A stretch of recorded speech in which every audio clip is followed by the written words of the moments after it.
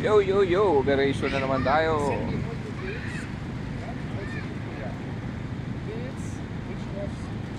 Ayan yung trabaho. Ayun. Kailangan natin ayusin yan.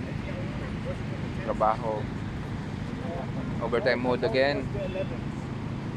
Ayan, mga idol. Dito tayo sa may malapit sa World Trade Center, same location kahapon.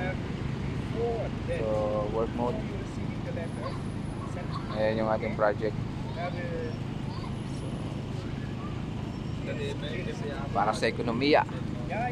Marami tayong kailangan na bayaran. Kaya. So, ayan po, World Trade Center ng Abu Dhabi. Ayan, kitang-kita. Ayun.